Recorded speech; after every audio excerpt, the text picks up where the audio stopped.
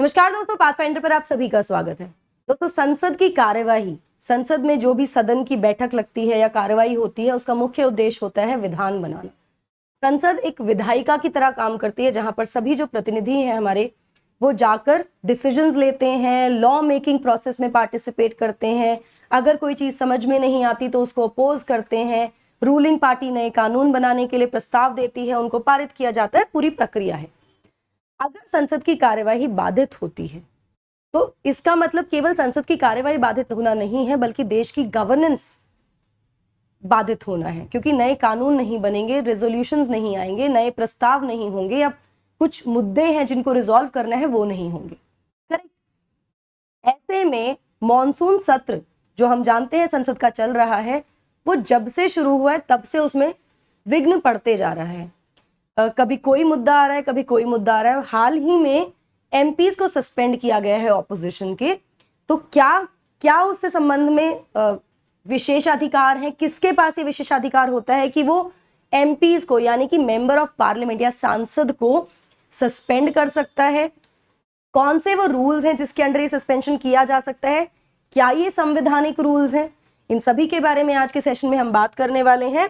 उससे पहले मैं आपको बता दूं न्यूज क्या है। न्यूज ये है कि 19 ऑपोजिशन मेंबर्स, मतलब ऑपोजिशन पार्टी के 19 सांसदों को सस्पेंड कर दिया गया राज्यसभा से पूरे एक हफ्ते के लिए, कल यानी 26 जुलाई को। जिसके बाद तृणमूल कांग्रेस के लीडर डेरेक ओब्रायन ने सरकार को कहा, सरकार पर यह आरोप लगाते हुए कहा कि सरकार ने पार्लियामेंट, संसद को डीप डार्क चैम्बर बना दिया है, मतलब एक काल कोठरी टाइप बना दिया है, इस तरह कह सकते हैं। तो यहाँ पर ओब्रायन के बहुत सारे सदस्य, उनके अपनी पार्टी के लोग, कुछ दूसरी पार्टीज के हैं, डीएमके के हैं, टीआरएस के हैं, सीपीएम, सीपीआई, मतलब ऑपोजिशन के ही हैं सारे मेंबर्स जो हैं जिनको सस्पेंड किया गया है। और इनको सस्पेंड किया गया है ऑन अनरूली बिहेवियर, सही बिहेवियर ना होने के कारण। ठीक है, क्या है ये विषय, किसके पास ये अधिकार है, कौन सस्पेंड कर सकता है, कौन से वो रूल्स हैं, कौन से वो नंबर ऑफ रूल्स हैं, या कह सकते हैं कि कौन से वो आर्टिकल्स हैं जो ये गवर्न करते हैं, क्या ये संवैधानिक है या नहीं, सबके बारे में बात करते हैं। लेकिन उससे पहले आप मुझे फॉलो कीजिए जाकर पाथफाइंडर चैनल पर for all my class updates and schedules and PDFs. Unacademy app पर भी आप मुझे फॉलो कर सकते हो मेरी सभी क्लास की अपडेट्स और स्पेशल क्लास और प्लस कोर्सेज के लिए। एनरोल करने के लिए आपको सिर्फ मेरा कोड यूज करना है NDLive10। अनअकैडमी अनलॉक 20% डिस्काउंट आपको मिल रहा है सभी यूपीएससी सीएससी सब्सक्रिप्शंस पर। दोस्तों, अभी जाकर एनरोल कीजिए NDLive10 के द्वारा। ये केवल 29 जुलाई तक ऑफर है, तो आखिरी 3 दिन आपके पास बचे हैं। Go enroll now. 20% off plus 20 printed books ये आपको फिलहाल मिल रही हैं। 29 जुलाई तक ये ऑफर है, अभी जाकर एनरोल कीजिए। The code that you can use is NDLive10। चलिए, क्या रीजंस हो सकते हैं किसी भी एमपी को सस्पेंड करने के, मतलब मेंबर ऑफ पार्लियामेंट या सांसद को सस्पेंशन के लिए क्या कारण हो सकता है? देखिए, जब एक सदन की कार्यवाही चल रही है तो एक बेसिक जनरल रूल या एक ड्यूटी या रोल दिया जाता है प्रिसाइडिंग ऑफिसर को, जो भी प्रिसाइड कर रहा है मीटिंग को। अगर वो लोकसभा की बात करें तो वहां पर स्पीकर होते हैं प्रिसाइडिंग ऑफिसर, नॉमेनक्लेचर। अगर हम राज्यसभा की बात करें तो वहां पर चेयरमैन होते हैं। तो प्रिसाइडिंग ऑफिसर का ये उत्तरदायित्व है, उसकी जिम्मेदारी है कि वो जो हाउस की जो भी प्रोसीजर है, जो भी प्रक्रिया है, जो भी सदन की कार्यवाही है, उसको स्मूथली फंक्शन होने के लिए जो भी मेंटेन करना है लॉ एंड ऑर्डर, उसको इंश्योर करे। मतलब basically the presiding officer has to ensure कि सदन की कार्यवाही में कोई विघ्न ना पड़े और वो स्मूथली हो। तो ये इंश्योर करना उनकी जिम्मेदारी होती है।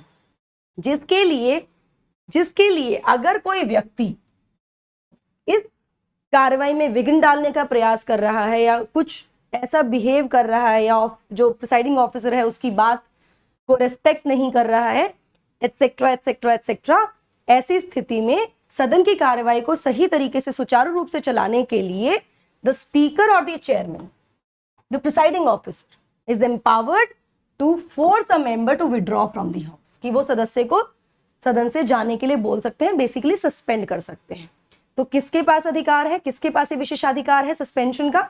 It is with the presiding officer, speaker and the chair. ठीक है, लोकसभा राज्यसभा रिस्पेक्टिवली। चलिए, एक चीज समझ में आ गई हमको। अब ये सभी मेंबर्स हैं जिनको सस्पेंड किया गया है। रीजन सिंपल था, रीजन ये था कि जो वेल है, this is called the well of the house. ये जो एरिया होता है ना, ये वाला जो एरिया होता है, this is called the well.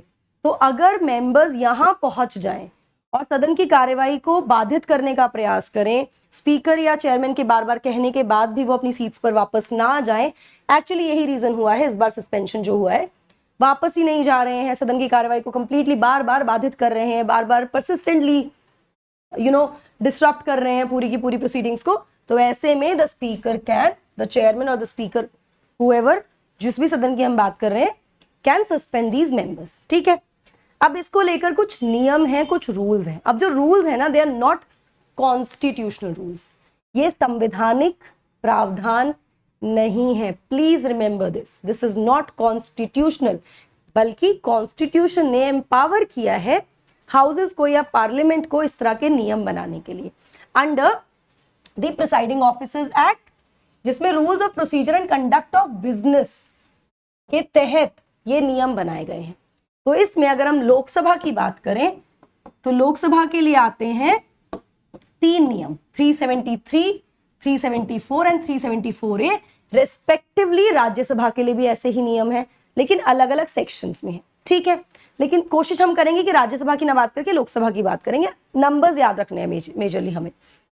चलिए, अकॉर्डिंग टू 373, स्पीकर को अगर ऐसा लगता है कोई व्यक्ति, कोई सदस्य, व्यक्ति नहीं सदस्य, उसका जो बिहेवियर है वो ग्रॉसली डिसऑर्डरली है, मतलब वो बिल्कुल सही नहीं है और वो बिल्कुल मान ही नहीं रहा है, ठीक से चीजों को समझ ही नहीं रहा है, तो ऐसे में स्पीकर उनको क्या कर सकते हैं, speaker can force him to withdraw himself from the house. Speaker उनको सदन की कार्रवाई को छोड़कर जाने के लिए बोल सकते हैं for the reminder of the day sitting.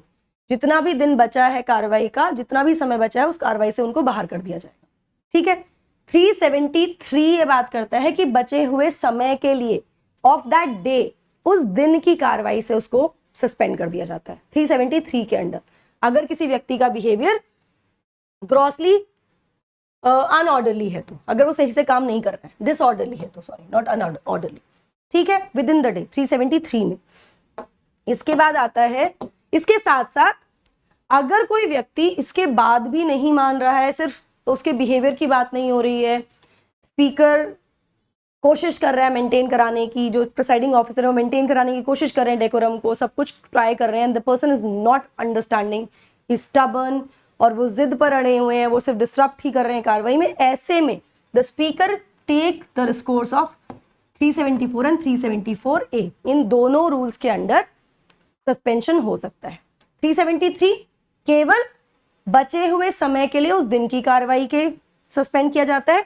374 क्या कहता है, 374 कहता है कि अगर स्पीकर को लगता है कोई व्यक्ति डिसरिगार्ड कर रहा है अथॉरिटी को, चेयर की, मतलब जो स्पीकर है उसकी अथॉरिटी को डिसरिगार्ड कर रहा है, नंबर 1, और वो बार बार जानबूझकर सदन की कार्रवाई को बाधित कर रहा है, तो इस स्थिति में ऐसे सदस्य का नाम स्पीकर के द्वारा एक मोशन में लाया जाएगा और उसके बाद इस व्यक्ति को सस्पेंड कर दिया जाएगा from this service of the house, पूरी कार्रवाई से।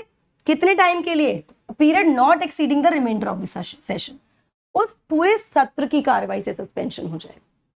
मतलब कोई व्यक्ति जानबूझ के बार बार किए जा रहा है इस तरह की चीजें, अग्री नहीं कर रहा है, अबाइड नहीं कर रहा है स्पीकर की अथॉरिटी को, डिसरिगार्ड कर रहा है, तो बचे हुए कार्रवाई के लिए उसको सस्पेंड कर सकता है स्पीकर।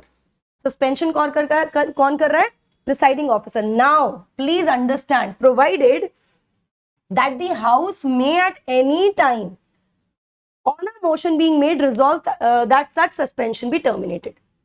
सस्पेंशन करने का अधिकार प्रिसाइडिंग ऑफिसर के पास है, लेकिन उस सस्पेंशन को रिवोक करने का अधिकार, मतलब वो जो सस्पेंशन है उसको टर्मिनेट करने का अधिकार सदन के पास है।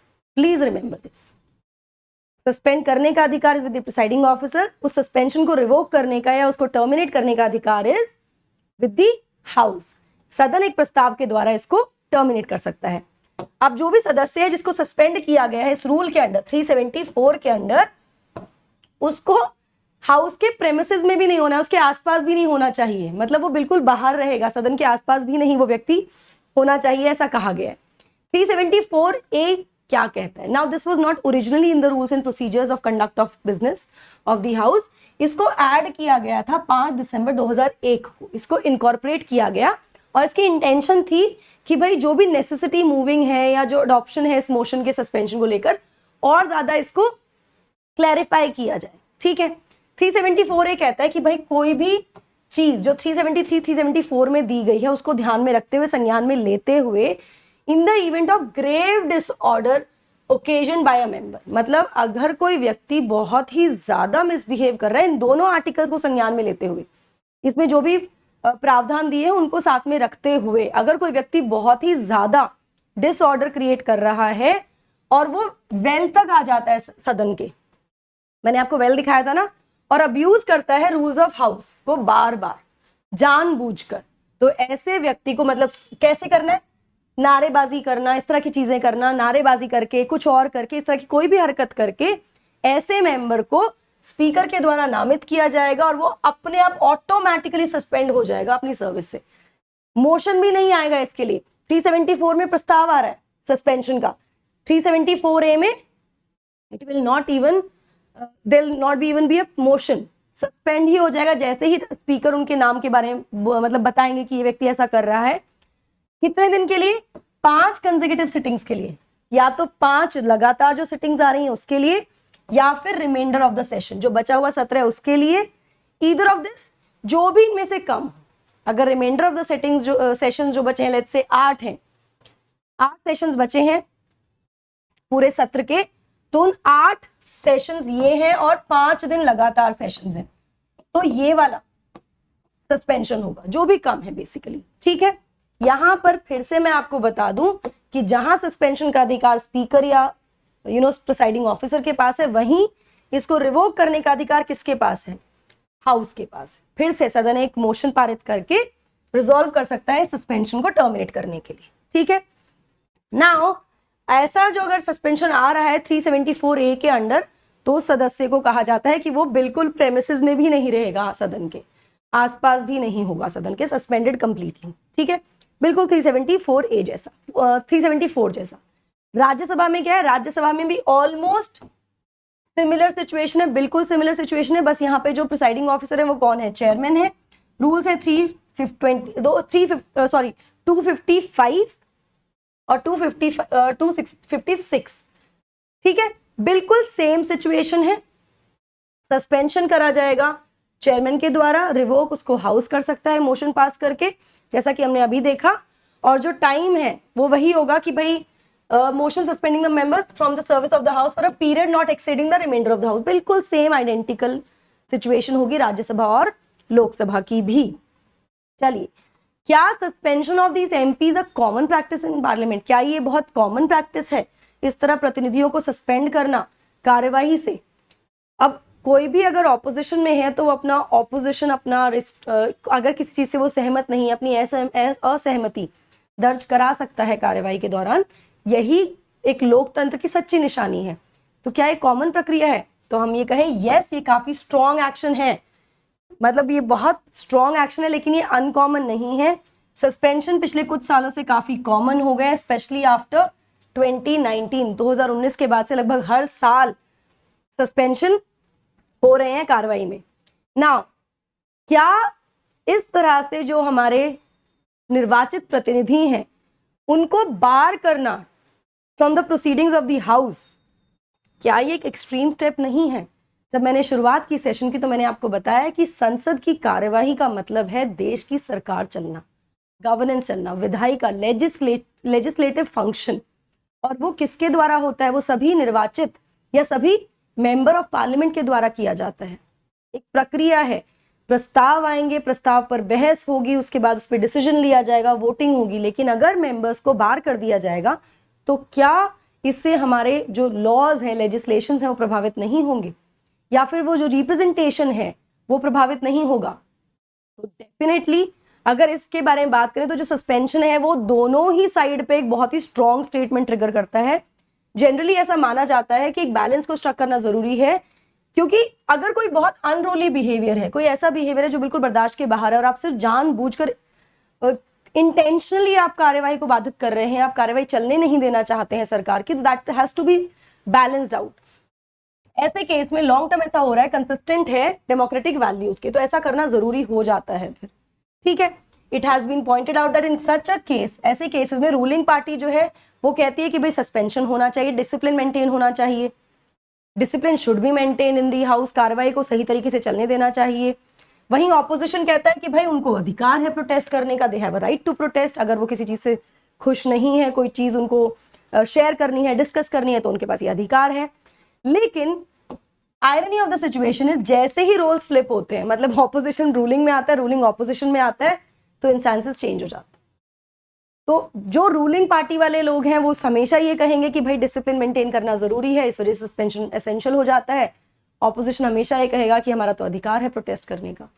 आपको क्या लगता है एक डेमोक्रेटिक कंट्री में कितना जायज है ऐसा होना, और अगर सस्पेंशंस हो रहे हैं तो उसके पीछे क्या प्रमुख कारण हो सकता है, नंबर 1, और किस लेवल तक का इनडिसिप्लिन बर्दाश्त किया जाना चाहिए in the name of democracy in our parliament which we call as the temple of democracy. जरूर मुझे कमेंट सेक्शन में बताइए आपके विचार क्या है इसको लेकर। CSE श्योर की मैं बात करूं तो 2 साल या उससे ऊपर के सब्सक्रिप्शन पर you getting 1 year extension. ND Live 10 is the code that you have to use. Combat हर संडे होता है, 31 जुलाई को सुबह 11 बजे होगा। ND Live 10 is the code that you can use. YN gives you access benefits, बहुत सारे बेनिफिट्स मिलते हैं सब्सक्रिप्शन के साथ, plus the result that we are producing. Loan facility is also available, आप लोन अवेल कर सकते हैं सब्सक्रिप्शन लेने के लिए। लेजेंड्स विजडम सीरीज प्लेटफॉर्म पर चल रही है। रोड टू लबासना 20 जुलाई से शुरू हो गई है। बैचेस हमारे 28 जुलाई से शुरू हो रहे हैं। अभी जाकर एनरोल कीजिए और अपनी प्रिपरेशन को कॉम्प्रिहेंसिव सही डायरेक्शन में ले जाइए। The code that you can use is ND Live 10। Why this code? अगर आप ये कोड यूज करते हैं तो I'll be there to help you and support you in your preparation, guys. Comprehensive तरीके से मैं आपको सपोर्ट करूंगी through and through your preparation. Don't forget to like, share and subscribe to the channel. That's it from my side. Thank you so much. God bless you.